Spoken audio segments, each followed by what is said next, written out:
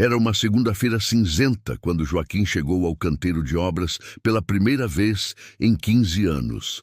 Aos 68 anos, ele carregava nas costas décadas de experiência na construção civil, mas também o peso da aposentadoria forçada e da solidão que corroía sua alma dia após dia. Viúvo há 3 anos, passava os dias vagando pela casa vazia, assistindo televisão e relembrando os tempos em que erguia prédios com as próprias mãos calejadas. Seus filhos moravam longe, ocupados demais com suas próprias vidas agitadas, para perceber que o velho homem definhava aos poucos, perdendo o brilho nos olhos e a vontade de viver. A aposentadoria, que deveria ser um prêmio após décadas de trabalho duro, tornara-se uma prisão silenciosa, onde cada dia era igual ao anterior. A oportunidade surgiu de forma completamente inesperada. Um antigo colega de profissão, Mário, ligou numa tarde chuvosa pedindo um favor especial.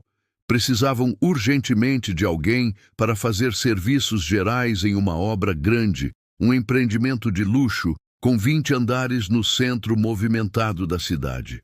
Não era nada glamuroso ou importante, apenas organizar ferramentas, fazer café para os operários, limpar o canteiro ao fim do expediente. Mas Joaquim aceitou imediatamente, sem pensar 2 vezes. Qualquer coisa era infinitamente melhor do que apodrecer naquele sofá gasto, assistindo reprises de novelas antigas e esperando a morte chegar mansamente. No primeiro dia de trabalho, os olhares foram cruéis e impiedosos. Os operários mais jovens cochichavam entre si, apontando discretamente para o velho, que mal conseguia subir as escadas sem perder o fôlego e fazer pausas frequentes.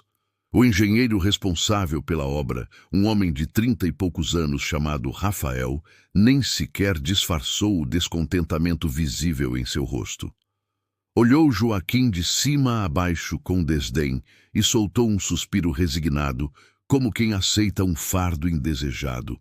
Para ele, aquele velho era apenas um favor político inconveniente, um peso morto que teria que carregar até o fim da obra, atrapalhando o andamento dos trabalhos. Durante as primeiras semanas difíceis, Joaquim ouvia os comentários maldosos, não diretamente ao seu rosto, mas nas entrelinhas cruéis, nos risos abafados atrás de pilhas de tijolos, nos olhares de piedade misturados com desprezo quando passava. Chamavam-no de velho inútil quando pensavam que ele não estava ouvindo atentamente. Diziam que era um desperdício absurdo de salário, que só atrapalhava o trabalho dos outros, que ocupava espaço precioso no canteiro lotado. Um dos pedreiros, um jovem arrogante e musculoso chamado Cláudio, era particularmente cruel em suas ofensas. Fazia piadas em voz alta para fazer os colegas rirem, imitava o jeito lento de Joaquim andar, zombava abertamente de suas mãos trêmulas quando ele segurava a vassoura velha. Mas Joaquim não se importava visivelmente, ou melhor, fingia não se importar com maestria. À noite, sozinho em sua casa silenciosa, sentia o peso esmagador daquelas palavras como socos certeiros no estômago. Questionava-se constantemente se realmente era inútil para o mundo, se sua época havia passado definitivamente e sem volta, se não era melhor desistir, voltar para o sofá e esperar o fim chegar. Mas todas as manhãs, sem exceção, ele acordava no mesmo horário, vestia suas roupas de trabalho surradas e desbotadas e voltava ao canteiro de obras. Havia algo poderoso naquele ambiente que o mantinha vivo e respirando. O cheiro intenso de cimento fresco, o barulho ensurdecedor das máquinas pesadas, a sensação reconfortante de estar construindo algo maior do que ele mesmo, algo que permaneceria após sua morte. O que absolutamente ninguém sabia ou percebia era que Joaquim observava tudo com atenção meticulosa de mestre. Enquanto varria o chão coberto de poeira e organizava pregos enferrujados em caixas antigas, seus olhos treinados e experientes captavam detalhes importantes que os outros ignoravam completamente por inexperiência. Via as vigas sendo posicionadas incorretamente por operários apressados, notava rachaduras sutis, mas perigosas nas estruturas de concreto recém-curado. Percebia quando o material tinha a consistência errada e precisava ser refeito, mas ficava calado e quieto. Quem iria ouvir respeitosamente um velho inútil que mal conseguia carregar um único saco de cimento? A obra avançava rapidamente, rápido demais para qualquer padrão de segurança estabelecido.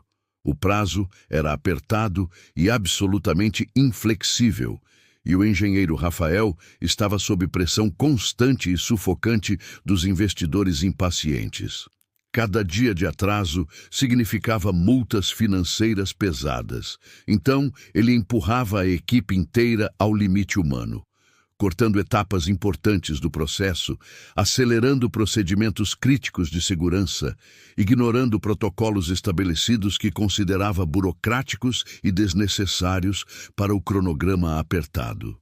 Os operários reclamavam baixinho entre si durante o almoço, mas ninguém tinha coragem suficiente de confrontar o engenheiro diretamente e abertamente. Empregos eram escassos naqueles tempos econômicos difíceis e ninguém queria arriscar ser demitido sumariamente por questionar ordens superiores. Joaquim via tudo isso com crescente preocupação que lhe tirava o sono durante as noites. Trabalhara tempo mais do que suficiente para saber exatamente quando uma obra estava sendo conduzida de forma perigosa e completamente irresponsável.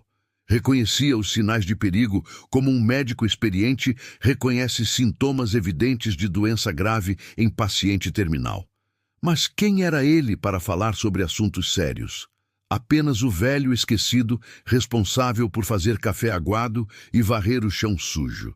Então, continuava calado e observando em silêncio profundo, esperando ansiosamente que nada acontecesse, torcendo fervorosamente para que seus temores crescentes fossem completamente infundados e exagerados pela idade avançada.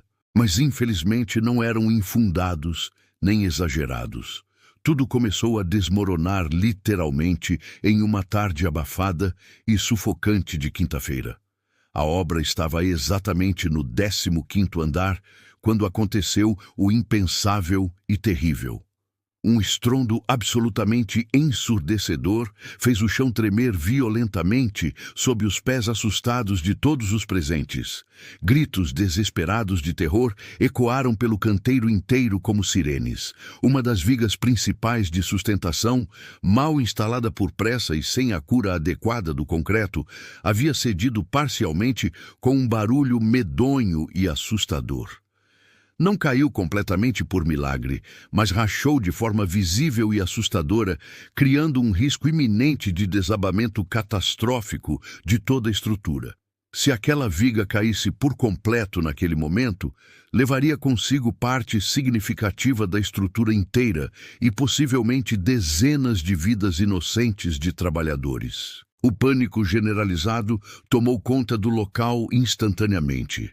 Operários corriam desesperadamente em todas as direções possíveis, como formigas assustadas, descendo pelas escadas estreitas em desespero absoluto e tropeçando uns nos outros. Rafael estava visivelmente pálido como um fantasma, o telefone celular colado ao ouvido tremendo, ligando freneticamente para a empresa especializada de engenharia estrutural. Mas era tarde da tarde de quinta-feira, véspera de feriado prolongado nacional. Ninguém atenderia os telefones antes de segunda-feira pela manhã. E até lá, qualquer movimento brusco ou vibração mínima poderia fazer toda a estrutura colapsar completamente como frágil castelo de cartas ao vento. A ordem clara foi imediata: evacuar o prédio completamente e isolar toda a área circundante. A obra seria paralisada indefinidamente até que especialistas renomados avaliassem minuciosamente os danos extensivos. Mas havia um problema gravíssimo e urgente. No 18º andar superior, 2 operários jovens haviam ficado presos sem qualquer comunicação possível. A escada de acesso principal estava completamente bloqueada por destroços pesados e perigosos, e a única outra saída viável passava justamente pela área comprometida pela viga rachada.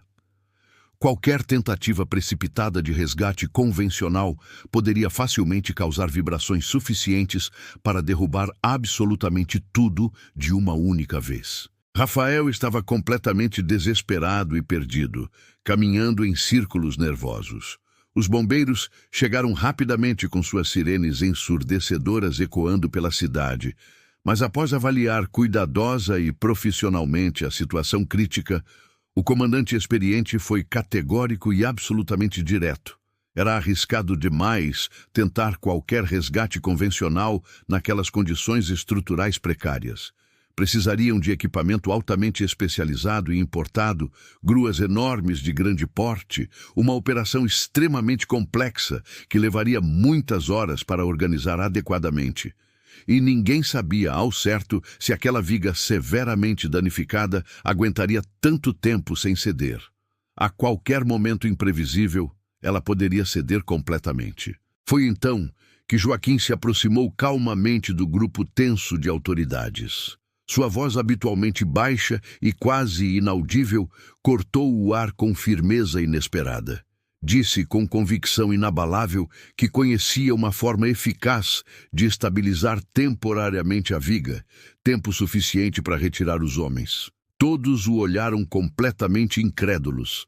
Rafael estava prestes a mandá-lo calar quando Joaquim começou a explicar com detalhes técnicos impressionantes exatamente o que precisava ser feito.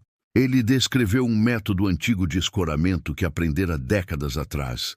Não se ensinava mais nas faculdades modernas, mas havia salvado estruturas no passado. Rafael hesitou longamente, mas não tinha outra opção. Os homens presos estavam apavorados, o tempo passava e a viga rangia ameaçadoramente. Joaquim pediu materiais: vigas de madeira, cordas de aço, calços de borracha. Enquanto operários corriam para reunir tudo, ele subia calmamente para o andar perigoso. Lá, com mãos que todos consideravam trêmulas, começou a trabalhar com precisão cirúrgica. Seus movimentos eram lentos, mas certeiros. Cada viga posicionada exatamente, cada corda amarrada com nós que aprendera 50 anos atrás. Os operários assistiam boquiabertos.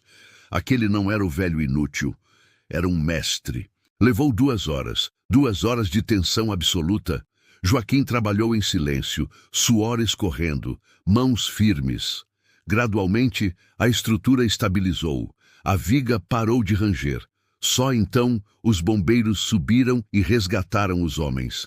Quando desceu, foi recebido com aplausos. Operários que zombavam agora o abraçavam com lágrimas. Rafael pediu desculpas sinceras. A história se espalhou.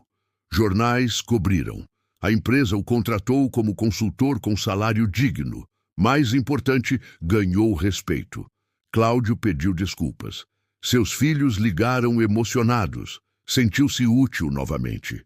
A obra foi concluída meses depois, com Joaquim supervisionando.